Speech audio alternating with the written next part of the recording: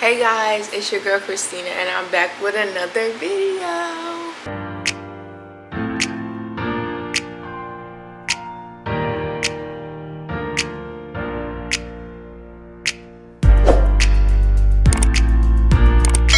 If you haven't already read the title of this video, I'm gonna be giving y'all a little story time on basically how I found out I had lupus in the year of 2020. And okay, y'all, I'm back. I'm sorry about that. So basically I had to get my notes because I forgot. Anyway, this is basically a story time on how I found out I had lupus and how life is going with it and how to live a sustainable life with lupus. If you guys don't even know, yes, I have lupus. I have systematic lupus, erythematis, something like that. I figured out I had this in the year of 2020. I was having some symptoms that I didn't understand. I didn't know why it was happening to me, and so I went to get my blood work done and they said that I had lupus. So my dad, it does run in the family. My dad has lupus, but he only have the skin lupus that affects your skin. I have the full-blown all combined lupus. So yeah, basically explain what lupus is before I go into this, like how do I manage it, how do I live my life with it and everything.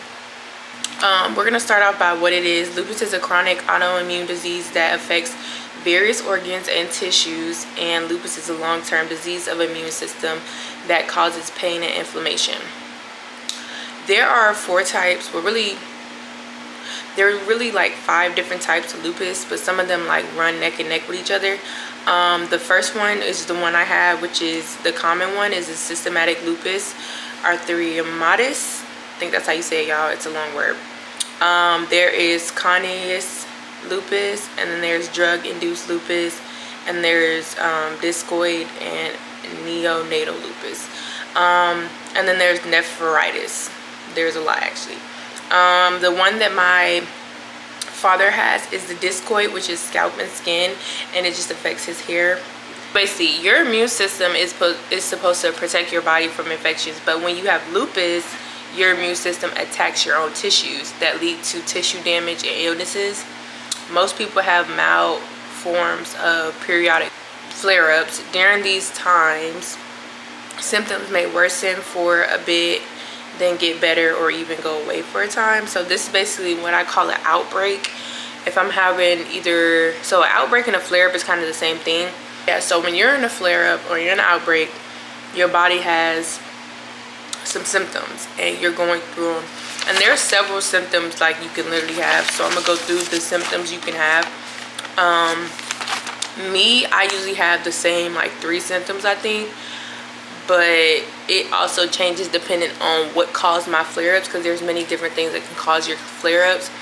And I had to realize that and basically adjust and get to know my body and like what not to do versus what to do, if that makes sense. Okay, so the symptoms vary from one person to another, so they're different between people. Some people have just a few while others have many. Like me, I have many. I'm gonna go on the list on what the symptoms are. You can have aching joints, fever higher than 100 degrees Fahrenheit, and I've literally had that like my first flare up. It was bad. Swollen joints, consistent or severe fatigue, that's like you're very sleepy. Skin rashes, butterfly rashes, which is around the face, which I have a lot.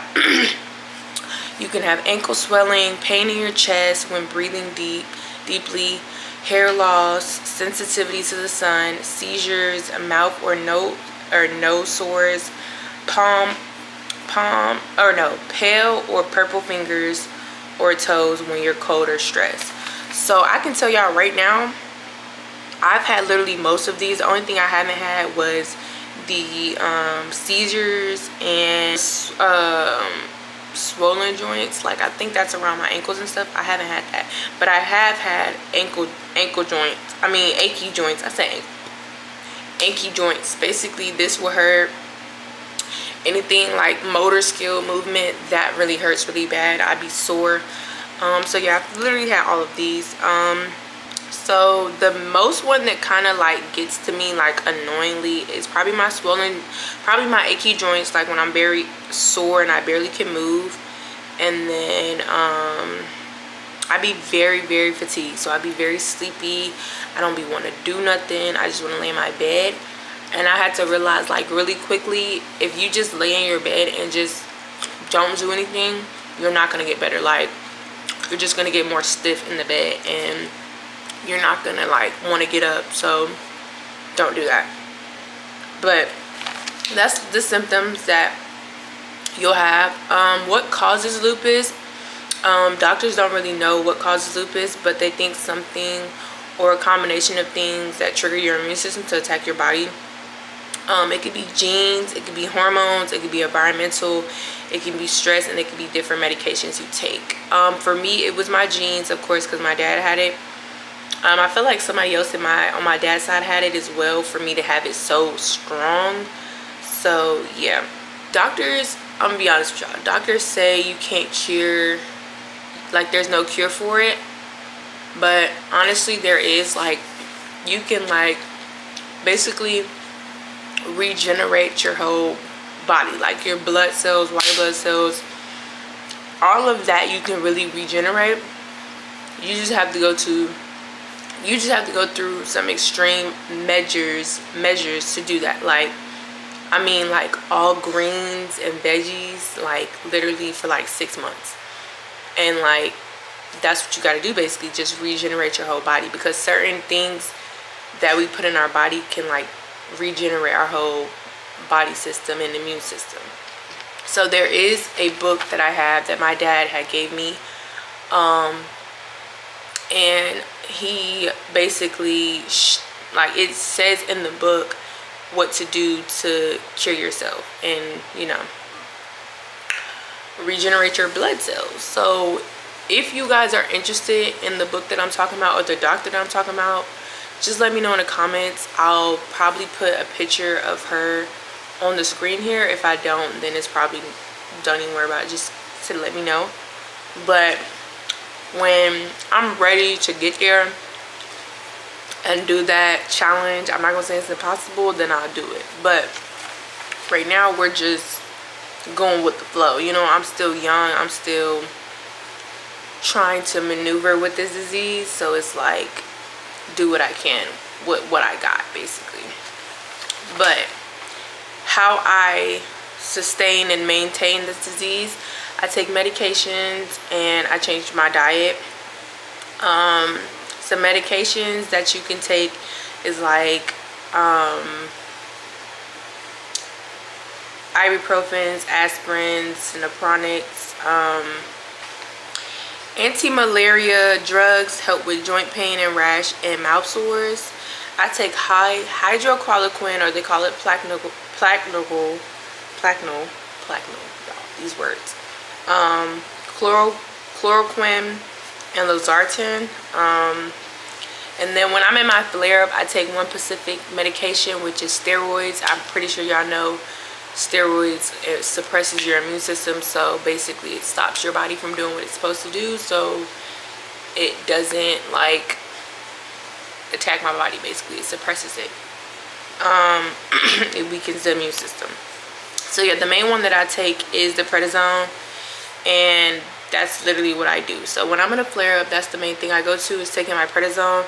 And I also start to not eat certain things and not drink certain things, and get a lot of rest and exercise and stuff, you know, be healthy.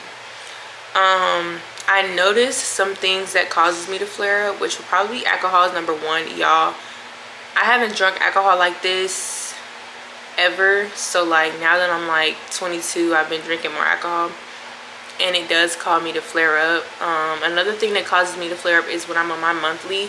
So when I'm on my monthly, I have to like be very patient with my body, and because you know you're on your monthly, like your body is like, you know, going through that phase and change, so you have to be very soft with your body and very patient. So at that time, I don't go to the gym, and I try to drink a lot of water and rest and eat healthy. So those are my tips.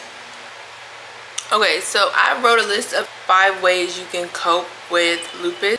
So the first thing will be your diet.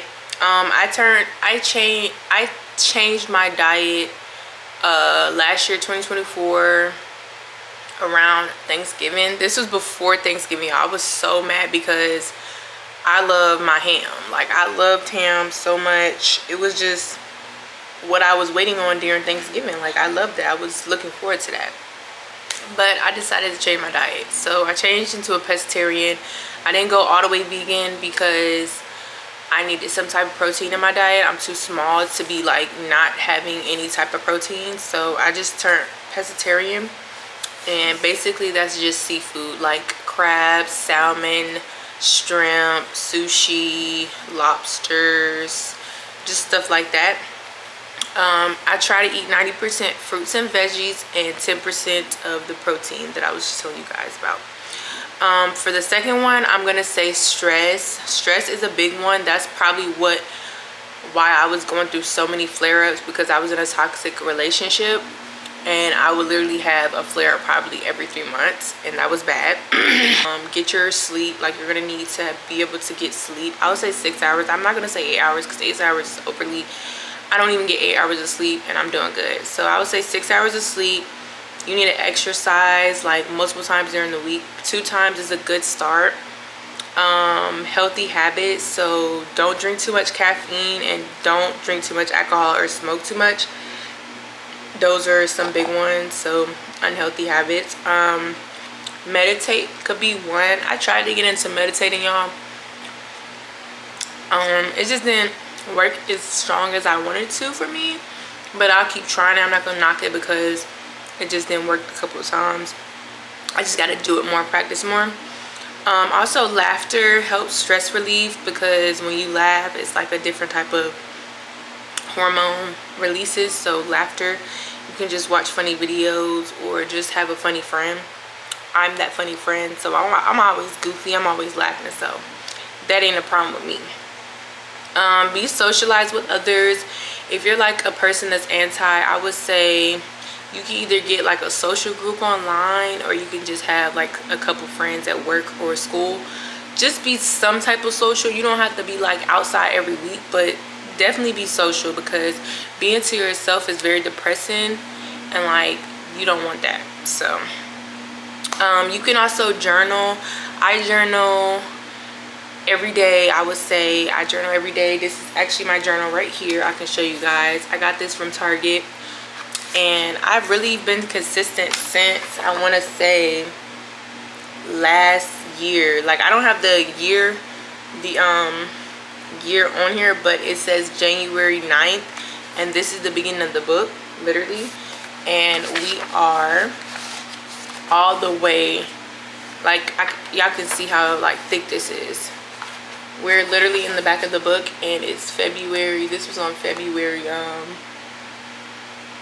1st, I want to say. Yeah, this was on February 1st.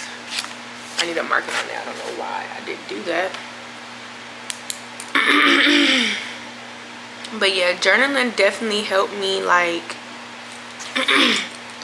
understand myself more. And I can say, like, when I journal, I'm literally like talking to myself like over time. So like when I come back, when I get older, I can come back to my journal and just read like everything I've been through and stuff. So I would definitely recommend journaling. The last thing is listen to music. Music is always a therapeutic thing. So any type of music you like, definitely do that. And that will definitely like relieve your stress. Any type of good vibe music, high frequency music, definitely tap into that.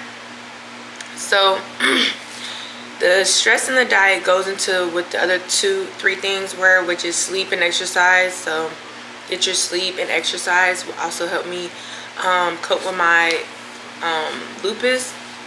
And y'all, I do this on a day-to-day. Like, my schedule and my routine is just so natural. It just comes to me. Like, it's no type of, oh, I'm too lazy to do this today. I'm really good with my discipline, and I'm very consistent with things.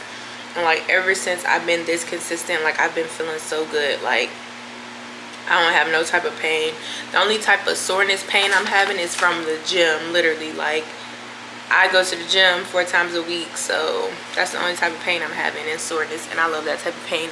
I know that's weird, but I love to feel sore because I know I'm doing something. My body's like doing something. But yeah, so the last thing I do is I do get regular checkups. I know a lot of people probably can afford insurance to do this, or if they do, they just don't know how to get to it. They don't know the access to resources. But I recommend you get regular checkups. The checkups, they do blood work and urine samples, and when they do that, they can see like if I'm going through a flare-up, if my levels are high and I'm about to go on a flare-up, or if they're low and I'm stable, or if I need to do certain things. That's why I get regular checkups.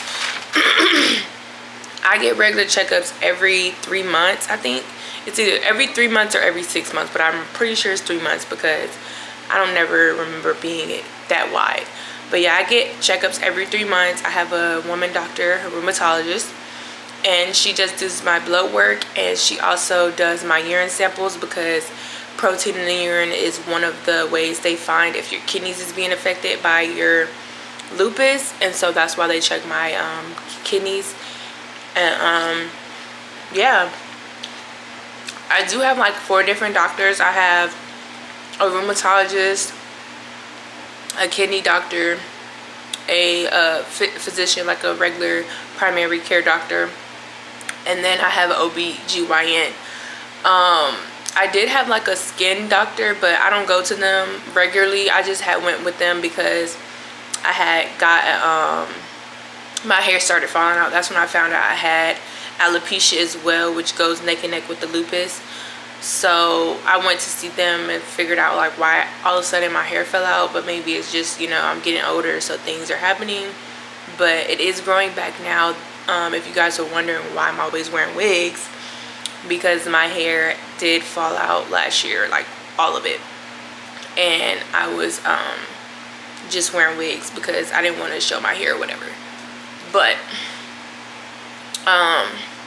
it is growing back. I'm trying to be patient with my hair. I don't want to put any stress or any tension on my hair, so I do wear wigs. I don't feel no guilt about it. Like, I don't feel a certain way about it. At the beginning, I did go through a little phase where I was really sad about it, because if you guys know, I had a lot of hair. Like, I can show y'all a picture right now. I really had a lot of hair. I loved my hair. I wear my hair out. I styled my hair. It was a lot. So I did go through a phase where it was sad, but my mom was always by my side and was like, girl, them wigs eat down. Like, you still beautiful. And I know I am. Like, I'm still beautiful and I'm still that girl. So yeah, all I can say is to be and live a sustainable life with a disease like this, you really have to be like healthy. Like, you really have to push yourself to feel good, because if not, like, if you're lazy, you're eating processed foods, you're eating out, you're drinking, you're smoking, you're not getting your sleep, you're literally going to be feeling like shit all the time, and you don't want to do that. Like, it's like the disease is helping you be a better person, literally. So yeah, I would just say make sure y'all put your body and your health before others, because literally you will